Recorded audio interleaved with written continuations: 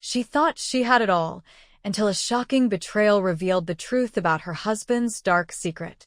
I don't even know where to start. My hands are trembling so badly that I can barely type, and my chest feels tight, like something inside me is trying to claw its way out. I don't know if I should even be writing this, let alone posting it, but if I don't get it out, I think I'll explode. Maybe if I put the words down, they'll stop festering in my head. Maybe I'll finally be able to breathe again. Or maybe this will only make it worse. I feel like I'm unraveling, like the past few years of my life were nothing more than a carefully crafted illusion, a cruel joke played at my expense. Was any of it real? Did I ever truly know the man sleeping beside me all those nights? The man who once made me believe in love, in safety, in forever? My name is Emily. I'm 32 years old. For 5 years, I have been married to Edward, my husband, my supposed partner, the man I thought I would grow old with. We had been together for 7 years in total. We met at a bar of all places. I wasn't looking for anything serious that night. If I'm being honest, Edward wasn't even my type. He was handsome, sure, but not in the way that usually caught my eye. Too polished, too smooth. But he had this way about him, this effortless charm that made it impossible not to be drawn in. He was funny, easy to talk to, and he had this uncanny ability to make me feel like I was the only person in the room who mattered. I should have known better. Looking back now, I can see it, the way he studied me, the way he seemed to know exactly what to say, how to mold himself into the perfect man for me.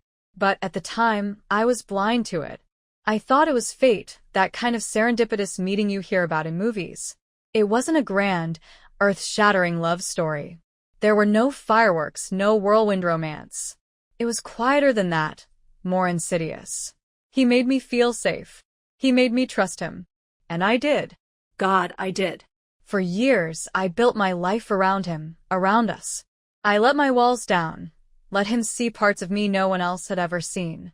He was my best friend, my husband, the person I thought knew me better than anyone. Or at least that's what I let myself believe. Because now, as I sit here, my fingers cold against the keyboard, my heart hammering against my ribs, I realize the truth. I never really knew him at all. I don't even know how to explain the feeling I've had these past few months. It's like a creeping sense of wrongness, a slow, insidious realization that something is unraveling right in front of me, but I can't quite grasp it. Like watching a picture slowly distort, the edges warping, the colors bleeding into something unfamiliar. Everything on the surface looked fine, normal even. We still went on date nights.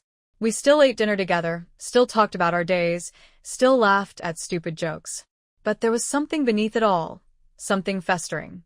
It was like he wasn't really there anymore. Not in the way he used to be. Emotionally, physically. It was as if he had hollowed himself out, leaving only a shell behind. He still smiled at me, still kissed me goodbye before work, still asked about my day. But it felt rehearsed. Like he was playing a role, reading from a script. And I kept telling myself I was imagining it, that I was being paranoid, that I was overthinking everything like I always do. But then there was the sex. Or, more accurately, the lack of it. It became rare, almost non-existent. And when it did happen, it was different. Mechanical. Robotic. Like he was just going through the motions, like it was something to check off a list rather than something he actually wanted. No passion, no urgency, no love. Just empty. I would lay there afterward, staring at the ceiling, a pit forming in my stomach, wondering if I was the problem. If I had done something wrong. I asked him about it. More than once. And every time, he brushed it off with the same tired excuses. Just stress, babe. Work is killing me. I'm just getting older, you know? And I wanted to believe him. I really, truly did. Because if I allowed myself to think beyond his words, then I would have to admit that something was deeply, fundamentally wrong. So I believed him. Until last Friday. He told me he was going out for drinks with some coworkers. Nothing unusual. He'd done it before. I barely gave it a second thought when he left. But as the night went on, this strange, nagging feeling settled over me like a thick fog. At first, I tried to ignore it. I busied myself with mindless distractions, scrolling through my phone, watching TV, pretending I wasn't checking the time every few minutes. And then I noticed something. No texts. No little check-ins like he usually sent when he was out. No, just one more drink, be home soon, or crazy night, I'll tell you everything later. Nothing. Just radio silence. And that was when the doubt started creeping in. That was when I realized something wasn't right. I don't know what came over me. Maybe it was instinct, maybe it was paranoia, or maybe it was something darker, something I had been suppressing for far too long. But for the first time in my entire marriage, I did something I had never done before. I reached for my phone, my fingers ice cold, and opened the Find My iPhone app. The screen loaded slowly, the little spinning wheel taunting me as I held my breath. And then, there it was. His location. Not at a bar. Not anywhere near the part of town he had said he'd be in. Instead, a tiny, pulsing, stared back at me from a different location entirely, a small, dimly reviewed hotel on the outskirts of downtown. I felt something deep inside me crack. At first, I tried to reason with myself. Maybe there was some logical explanation. Maybe his company had booked a conference room there for a late meeting. Maybe a coworker had gotten too drunk, and he was making sure they got back safely. Maybe. But no. No, I knew. The moment I saw that little blinking dot, I knew exactly what was happening. The doubt, the excuses, the self-delusion, it all crumbled in an instant, leaving only a sharp, searing certainty. He was cheating on me. My body reacted before my mind could catch up. I grabbed my keys. I don't even remember the drive there, don't remember stopping for red lights or turning the wheel. It was like I had left my body entirely, like something else had taken over, something raw and furious and unstoppable. The next thing I knew, I was standing in the lobby of that cheap, dimly lit hotel, my heart hammering against my ribs, my breath shallow and ragged. I must have looked insane. My hair a mess, my hands shaking, my face pale and hollowed out with disbelief. But I didn't care. I walked up to the front desk, the words clawing their way up my throat, jagged and ugly. Has my husband checked in? I didn't even realize I had already pulled up a picture of Edward on my phone, shoving it toward the woman at the desk. My voice barely sounded like my own. Too sharp, too frantic. The woman behind the desk hesitated. And then I saw it, the recognition in her eyes, followed by something else. Pity. That was when I knew I wasn't wrong. She let out a soft sigh, her expression tightening as she glanced at the computer screen. And then, in a voice so calm it made me want to scream, she said two simple words that shattered what was left of my world. Room 214. I swear I almost threw up right there in the middle of that cheap hotel lobby. The room was spinning, my vision tunneling, my breath coming in short, uneven gasps. My hands clenched into fists at my sides, fingernails digging into my palms, so hard I wouldn't be surprised if I drew blood. But I didn't stop. I couldn't. I took the stairs instead of the elevator. The thought of being trapped inside a small metal box, alone with my thoughts, was unbearable. At least moving kept me from collapsing. But with every step I climbed, the dread coiled tighter and tighter around my ribs, suffocating me. My whole body was screaming at me to turn around, to get out while I still could, to pretend I had never seen that blinking dot on my screen, never heard the woman at the front desk say those two numbers. Room 214. But I couldn't. I had to know. By the time I reached the door, my legs felt like lead, my fingers ice cold as I curled them into a fist and knocked. Silence. For a moment I hoped, maybe I was wrong. Maybe no one would answer. Maybe this was all some cruel misunderstanding. Then I heard it. Shuffling. Movement. And then his voice, muffled through the door, but unmistakably his. One moment. It wasn't the voice of a man expecting his wife.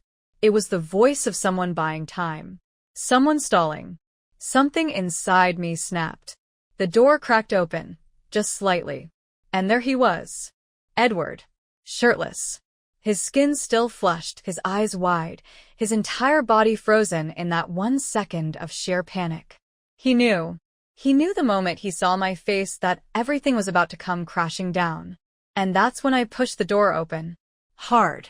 The force of it sent Edward stumbling back, and my eyes scanned the room in an instant, my stomach lurching at the sight before me. There he was. And there was Aaron, his best friend. The one he always said was like a brother to him. The one he spent so much time with, more than with me, if I really thought about it. The one who, in that instant, I realized had been a part of his life in ways I had never even known. Aaron was in bed, barely managing to grab at the sheets, his face just as horrified as Edward's. I had imagined this moment 100 times before in my worst nightmares. But nothing could have prepared me for the way it actually felt. Like my entire world had just caved in on itself. And I froze. I wish I could say I screamed at him, that I hurled insults, shattered a lamp against the wall, went full-on deranged, betrayed wife. But I didn't. I just stood there, staring, feeling the entire foundation of my life collapse beneath me, like a house of cards blown away by a gust of wind. Everything I had built, everything I had believed in, it was all a lie. Edward said my name. Soft. Hesitant. Like he was searching for the right words, like there was anything he could possibly say that would fix this. And I laughed. Not because any of it was funny. God, no. It wasn't. It was the single most painful thing I had ever felt in my life. A white-hot, searing kind of pain that tore through me like I was being burned alive from the inside out. But my body didn't know what else to do.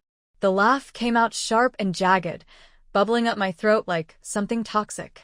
It started as a chuckle, then grew, louder and louder, until I was gasping, clutching my stomach, nearly choking on it. A laugh so broken it barely sounded human. Edward flinched at the sound, like it physically hurt him. Good. Aaron looked away, gripping the sheets like they could somehow shield him from this moment. And me? I stood there, laughing through the wreckage of my own life. Because I had spent months, years, thinking I was the problem. Thinking I wasn't sexy enough, fun enough for him. Wondering what I could do to fix it. How I could be better. How I could make him want me again. And the whole time, I was just his beard, his shield, his cover, his excuse to live a lie. I wasn't the love of his life. I was his camouflage. When I finally stopped laughing, when the broken, guttural sound finally died in my throat, I met his eyes. And I saw it. The guilt. The shame. The realization that he had been caught, that there was no more hiding, no more lying, no more pretending. But there was something else, too. Something colder. Relief. Like a man who had spent years drowning and had finally stopped fighting the current. I felt sick. I took a step closer, letting the silence stretch between us, making sure he was looking right at me when I said it. You never loved me. My voice was steady, sharp as glass. You loved what I did for you. And he didn't deny it. He just stood there, silent. Because he knew it was true. And that was all I needed. I turned around and walked out, ignoring his pathetic, desperate wait. Please, like I owed him a goddamn thing. I didn't run. I didn't slam the door. I didn't give him the satisfaction of seeing me break. I walked out with my head high because I refused to let him take one more thing from me. Now I'm sitting here in my apartment, surrounded by pictures of a life that was never real. Smiling faces. Happy memories. A love story that never existed. Every framed photo, every anniversary gift, every little memento of us feels like a cruel joke. Because what the hell was my marriage if not a complete and total lie? And if my marriage was a lie, then what does that make me? I don't know where to go from here. I don't even know who I am without him. I just know one thing. I can't be this woman anymore.